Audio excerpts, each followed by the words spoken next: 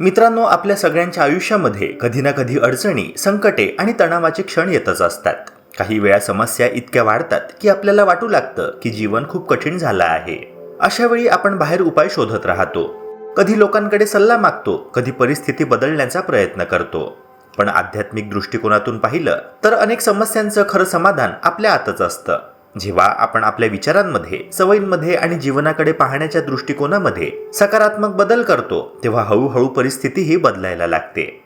अनेक संत आणि ज्ञानी लोकांनी सांगितलं आहे की काही साध्या पण प्रभावी आध्यात्मिक सवयी जर आपण रोजच्या जीवनात आणल्या तर त्या आपल्या मनाला शांत करतात, विचार स्पष्ट करतात आणि जीवनातील अडचणींना सामोरं जाण्याची ताकद देतात. म्हणूनच आज आपण अशा 5 आध्यात्मिक सवयींबद्दल जाणून घेणार आहोत, ज्या जर आपण नियमितपणे अंगीकारल्या तर जीवन अधिक संतुलित, सकारात्मक आणि शांत बनू शकतं.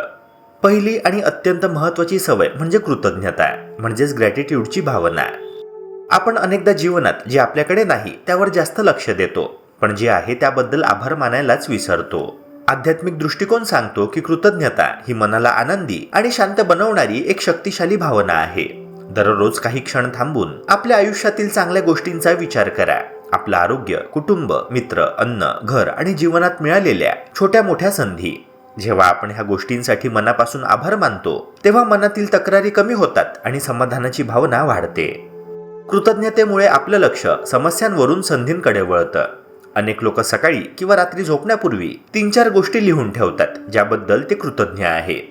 ही छोटी सवय हळूहळू मन अधिक सकारात्मक बनवते. दुसरी महत्त्वाची आध्यात्मिक सवय म्हणजे सकाळी लवकर उठून प्रार्थना किंवा ध्यान करणे. सकाळचा वेळ हा मन शांत आणि स्वच्छ असण्याचा वेळ असतो.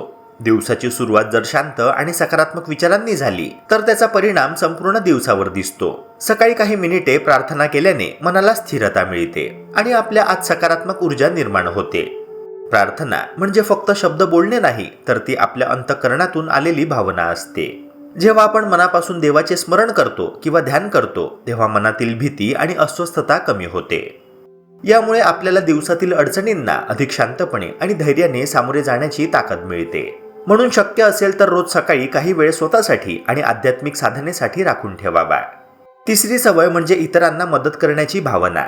आध्यात्मिक तत्वज्ञान सांगतं की जेव्हा आपण इतरांच्या जीवनामध्ये आनंद आणि मदत निर्माण करतो तेव्हा त्या सकारात्मक कृतींचा परिणाम आपल्या जीवनावर देखील होतो. मित्रांनो, मदत करण्यासाठी नेहमी मोठ्या गोष्टी करण्याची गरज नसते. एखाद्याला चांगला सल्ला देणे, गरजू व्यक्तीला थोडी मदत करणे, एखाद्याचे मनापासून ऐकून घेणे, या सगळ्या गोष्टीही मोठ्या मदतीसारख्याच असतात. जेव्हा आपण इतरांच्या भल्याचा विचार करतो तेव्हा आपल्या मनातील स्वार्थ आणि नकारात्मकता कमी होते. त्याऐवजी समाधान आणि आनंदाची भावना वाढते. अनेक लोक सांगतात की जेव्हा ते इतरांना मदत करतात तेव्हा त्यांना स्वतःलाही आतून खूप शांतता आणि आनंद मिळतो. त्यामुळे इतरांच्या जीवनात थोडं चांगलं घडवण्याची सवय लावणे ही एक खूप सुंदर आध्यात्मिक सवय आहे. चौथी महत्त्वाची सवय म्हणजे स्वतःकडे प्रामाणिकपणे पाहणे, म्हणजेच सेल्फ रिफ्लेक्शन.